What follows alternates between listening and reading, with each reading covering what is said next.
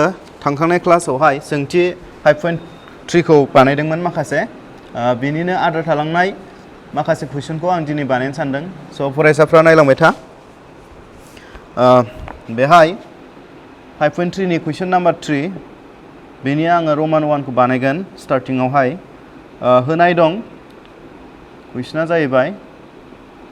होनाय दं a = 5 d = 3 an = 50 n आरो sn खौ दिहुननांगौ दे n आरो मा दिहुननांगौ sn दिहुन होनदों आरो कुइसना बेबायदि स' अब्ला नायलांदो बिनि सल्युशननि प्रसिडिउरा माबायदि स' मा होनाय दं अलरेडि बेहाय लिरखाबायनो जोङो मा दिहुननांगौ a आरो d होनाय दंखायो अब्ला खुनु प्रब्लेम गैखाया स' ओंखायनो an = 50 जिहेतु an = 50 दिस इमप्लाइज जों मा लिरनो हागोन फर्मुलायाव a + n - 1 d फर्मुला जाहैबाय बेयो स' 50 जाबाय a नि भेलुखौ फज'दो 5 n - 1 d नि भेलुआ 3 अब्ला जोङो गोरलैयैनो बेनिफ्राय n नि भेलुखौ मोननो हागोन स' 5 + 3 जों n जों 3n -1 जों 3 जों सानजाबा -3 बे जाबाय 50 अब्ला नायदो 5 निफ्राय -3 माइनास जायोबा मा थागोन 2 थागोन प्लस 3n = 50 स' बेनिफ्राय नोंसोर मोनगोन 3n = 50 नैबे 2आ प्लास जाना दङ स' आगदाथिं थाङोबा मा जागोन बे माइनास जागोन स' 3n = 50 - 2 माने मा जोंना 48 स' बेनिफ्राय n खौ लाखिबा नैबे 3आ गाहायाव थांबाय स' 48 मोनबाय स' 48 खौ 3 जों रानोबा जों मा मोनगोन n = 3 सानजाबसे 3 जाबाय 18 आग्लायबाय 48 मोन नालाय 3 सानजाबसे 3 4 आव 1 आग्लायबाय 3 लानाय जाबाय नालाय 1 जों 8 जों 18 हमना लाबाय 18आ 3 जों 16 स' n नि भेलु दिहुननो गोनां n नि भेलुआ जोंना मा जाखो 16 जाबाय बेनि उनावहाय जोंखौ मा दिहुननो थिनबावदों sn दिहुननो थिनबावदों स' sn फर्मुलाखौ डाइरेक्ट फज'दो n/2 twice a plus n - 1 d बे फर्मुलाखौ फज'दो डाइरेक्टनो अब्ला जोङो मा मोनगोन sn खौ मोनगोन आरो स' n नि भेलुआ जाहैबाय बेहाय बेसेबां 16 स' ओंखायनो बे 16 लिरनो हायो s16 स' 2 a माने बेसेबां 5 इनटु जाना दङ n नि भेलुआ जाबाय 16 - 1 ओमफ्राय d नि भेलुआ जाबाय जोंना 3 स' 16 खौ 2 जों रानबाथाय 8 2 सानजाबबा 10 दाजाब नैबे 15 जाबाय 15 जों 3 जों सानजाबा मा जागोन 45 जागोन नंगौना नङा 15 जों 3 जों दे 45 स' नैबेयाव मा थाबाय 8 ओरै थाबाय 55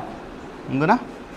दाजाबबा नैखौ ओमफ्राय 8 जों सानजाबदो दाना 4 जों लाथिख' 4 आखौ थाबाय 8 सानजाबा 40 आरो बै 4 जों मा जागोन दाजाबबाथाय 440 स' 16थि बिदाबसिमनि दाजाब गासैया जोंहा बेसेबां मोनखो 440 मोनबाय स' बेनो जाबाय जोंना सलिउसन अब्ला नेक्स्ट कुइसनखौ नायलायदो दाना 3 निनो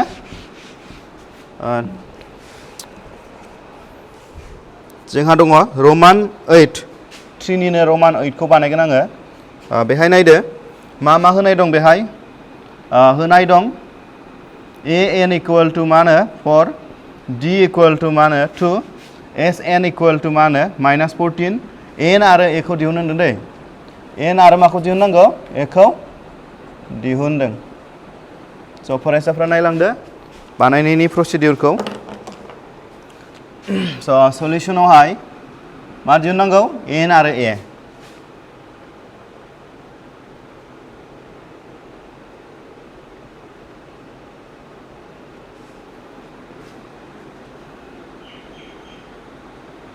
स' जोङो sn निफ्राय फैदो स' sn आ जोंना मा दङ 14 दङ ना स' sn आ 14 दङबा जोंना sn नि फर्मुलाया मा जायो बेहाय a खौबो दिहुननांगौ ना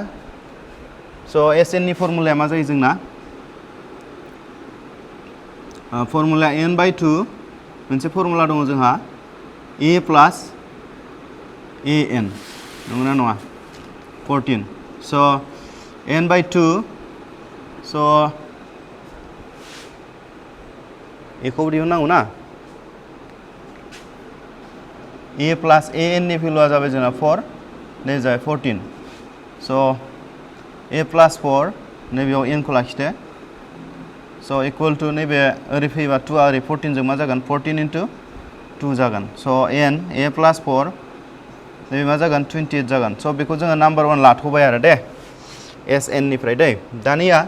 ए एन निफ्राय फैदो स' ए एन आव मा दङ जोंहा 4 दङ बेखौ मा लिरनो हायो a plus n minus 1 d लिरनो हायो स' 4 स' आच्छा बेहाय a प्लास मा मोनगोन n माइनास 1 नैबे d नि भेलुआ बेसेबां 2 स' 4 मोनबाय स' मा मोनगोन a प्लास नैबे जाबाय 2 n माइनास 1 नैबे जाबाय मा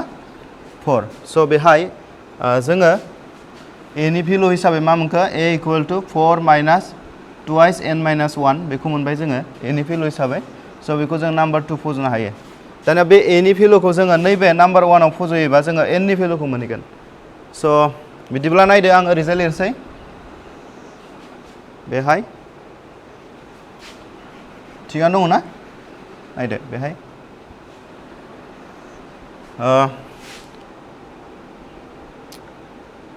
नैबे 1 नाम्बाराव जोङो a नि भेलुखौ फज'हैगोन दै आच्छा दे नैबेयावनो लिरसै आङो बेहाय नायदो नैबे 1 नाम्बाराव जों माखौ फज'गोन स' 1 नाम्बारखौ गोजौ लांसै n a plus 4 equal to मा मोन्दोंमोन जोङो 28 ना n a plus 4 equal to मा मोन्दोंमोन 28 मोन्दोंमोन बे जाबाय जोंना 1 नाम्बारमोन स' बेहाय जोङो n मा फज'हैगोन नैबे a नि भेलुखौ फज'हैनोसै बेहाय a नि भेलुआ जाबाय 4 माइनास 2 n माइनास 1 प्लास 4 बेहाय मोनबाय जोङो 28 स' बेनिफ्राय n स' 4 माइनास मा मोनगोन 2 जों n जों 2n प्लास 2 प्लास 4 स' केलकुलेसनखौ बयबो मिथिखासिगोन स' बेहाय n थाबाय 4 जों 4 मा जागोन 8 जागोन 8 जों 2 जों मा जागोन 10 जागोन 10 माइनास 2n जाबाय ओरै मा थाखो 28 दाना नायदो जों मा लिरगोन 10n माइनास 2n स्क्वायर नैबे 28 खौ लाबोबा मा जागोन माइनास 28 नैबे 2n स्क्वायरखौ सिगाङाव लाबोदो माइनास 2n स्क्वायर प्लास 10n माइनास 28 इकुवेल टु 0 दाना नैबे माइनासखौ खोमानोबा जोङो प्लासखौ माइनास खालामजोबदो आरो माइनासखौ प्लास खालामजोबदो 0 दाना नायदो 2 जों दानजाजोबो गासिबो मा मोनगोन n स्क्वायर माइनास 5n प्लास नैबे 2 जों दानोबा मा मोनगोन 14 मोनगोन स' बेखौ मोनबाय जोङो स' नायदो दानिया नैबेजों लिरसै आं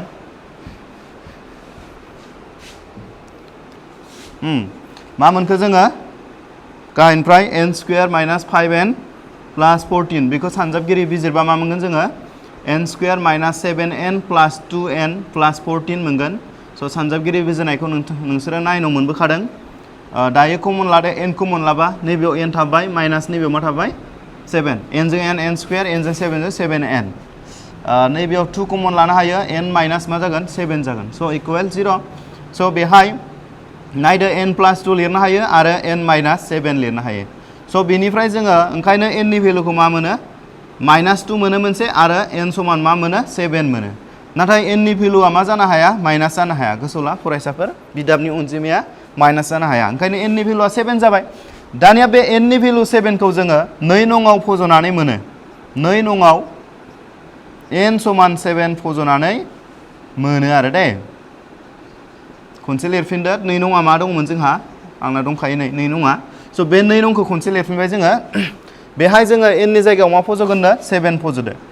a equal to 4 minus 2 n minus 1 दङमोन n नि जायगायाव 7 फज'गोन 4 माइनास 2 7 माइनास 1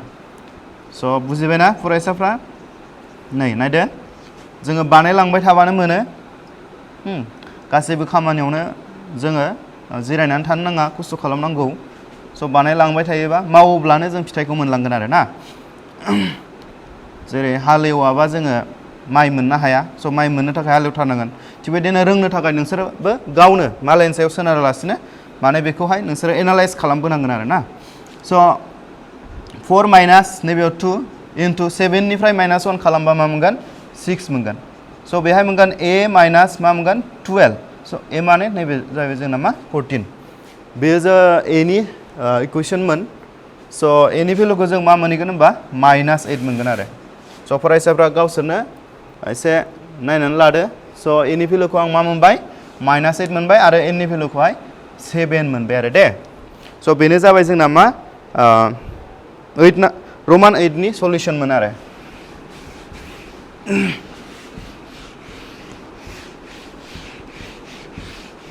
अब्ला नायबावदो नेक्स्ट जोङो 3 निनो रमान 10 बेखौ बानायगोन होनाय दं l समान 28 l माने जोबथि बिदाबखौ होनो दै s समान 144 गासै बिदाबनि अनजिमा n नि माना बेसेबां 9 दङ a इकुवेल टु बेसेबां बेखौ दिहुननांगौ दे स' जोंहा मा होनाय दङ जोबथि बिदाब l समान 28 आरो सामा दङ 144 आरो n नि भेलुआ दङ 9 अब्ला a नि भेलुआ मा जागोन स' बेयो सर्ट जागोन स' नायलांबाय था नोंसोरो बांद्राय गोलाव नङा स' जोंहा दङ s इकुवेल टु 144 स' जोङो s खौहाय फर्मुलायाव ब्रेक खालामबा मा मोनो n/2 a प्लास l मोनो ना मोना मोनसे फर्मुला दंखायोमोन जोंहा ना स' बेनिफ्राय जोङो a नि भेलु मोनगोन n नि भेलुआ बेसेबां जोंना 9/2 a प्लास l आ जाहैबाय 28 144 स' बेनिफ्राय जोङो इजिलि मा मोनगोन a नि भेलुखौ मोननो हागोन आरो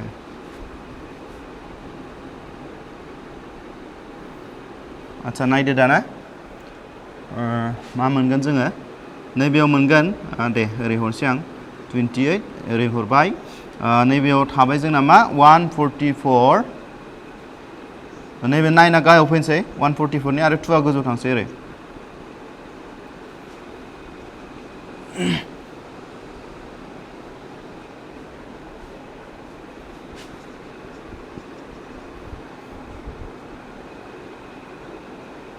स' 9 जों नैबे 144 आ दानजागोन 9 सानजाब 1 जों मा मोनगोन 9 मोनगोन स' 14 निफ्राय 9 लायोबा मा आग्लायगोन 5 आग्लायगोन स' 5 जों 4 जों 54 स' 54 आ बेसेबां 6 बार 9 सानजाब 6 54 जायो होमबा बेयो दानजाबाय खनसेयावनो दानदो ओरैजाय दे बे 4 दै आन्दायनाङा स' होमबा जों मोनबाय गोजौआव 2 सानजाब 16 स' a प्लास 28 नैबे जाहैबाय जोंना 32 नंगौना स' a नि भेलुखौ मोनबाय जोङो a इकुवेल टु 32 माइनास 28 ओंखायनो a नि भेलुआ मा जागोन दानख'बाथाय 12 निफ्राय 8 थांबाथाय 4 जाबाय आरो दे स' a नि भेलु दिहुननो गोनां भेलुआ जोंहा मा मोनखो 4 मोनबाय स' बेबायदि जोङो खालामनो हायो दे बिदिब्ला नेक्स्ट कुइसनखौ नायनोसै आङो नेक्स्ट कुइसनखौ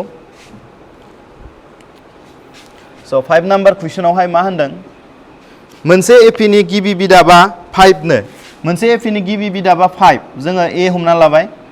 बेहाय जोङो लिरनो हायो होनाय दं गिबि बिदाबा मा होनो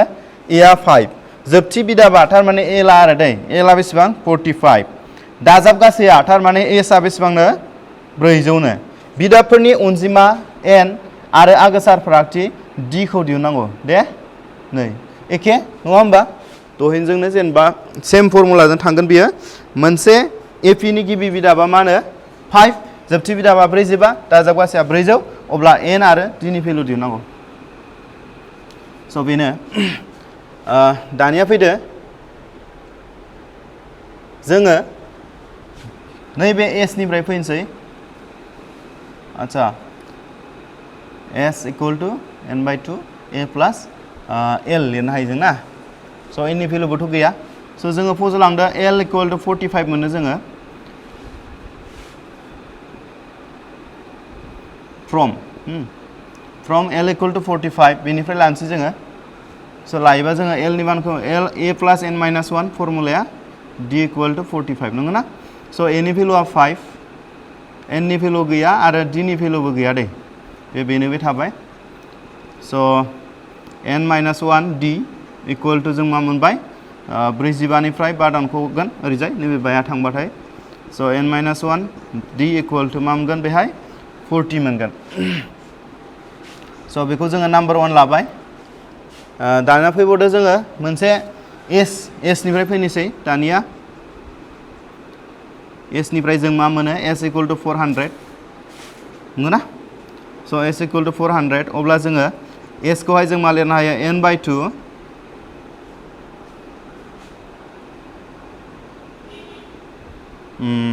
n/2 a प्लस l लिरनो हायो ना n/2 a आ जाहैबाय जोंना मा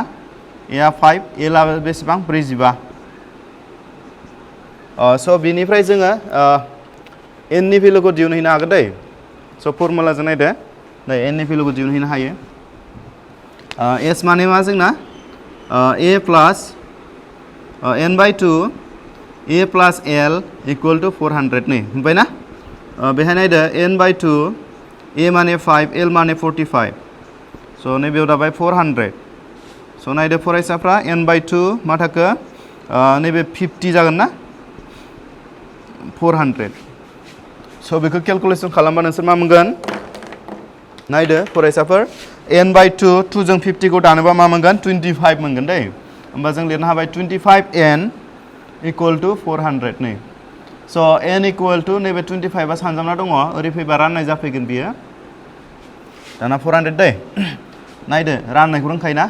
स' 400 खौ जोङो 25 जों रानोबा मा मोनगोन दाना नङा होमबा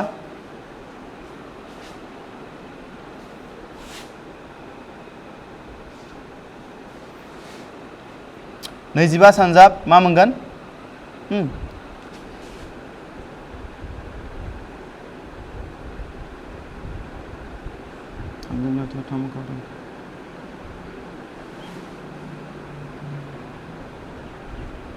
नै बे मोनो दे नै 16 मोनो दे होमबा n नि भेलुआ मा मोनखो जोङो 16 मोनबाय दे n नि भेलुखौ जों मोनबाय 16 दाना d नि भेलु दिहुननांगौ नै d नि भेलु दे स' d नि भेलु दिहुननांगौबा जों मा खालामनांगोन से नङाव फज'गोन से नङाव n इक्वल टु 16 फज'नानै मोनो से नङाव n इक्वल टु 16 फज'नानै मोनो स' जोंना से नङा मा दंमोन लिरफिनदो खनसे n-1 नैबेमोन ना n-1 d इक्वल टु 40 स' से नङाव फज'गोन होनबाय नालाय से नंखौ जोङो लिरफिनबाय खनसे दै दाना बेहाय फज'हैनोसै जोङो n नि भेलुआ 16 - 1 नैबे d नैबे जाबाय जोंना मा 40 स' बेहाय मोनगोन 15d इक्वल टु 40 स' d इक्वल टु नैबे 40/15 हा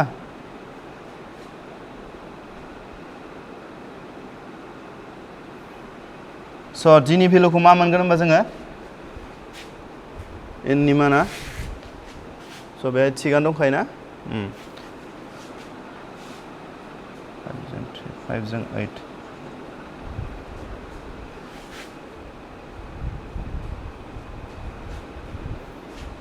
a plus n-1 d a 5 n-1 d आ जोंना मा गैथ'आ n-1 d 5 आ ओरै थांबाथाय मा जायो माइनास जायो 40 yes n/2 a plus l 45 50 25 स' n नि भेलुआ जाबाय जोंना 16 स' बेहाय फज'बाय 16 - 1 15d जाबाय होमबा 8/3 मोनबाय जोङो बे जाहैबाय जोंना मा d नि भेलु नङा होमबा स' बिदिब्ला बेखिनियावनो दिनै क्लासखौ दोनथ'नाय जाबाय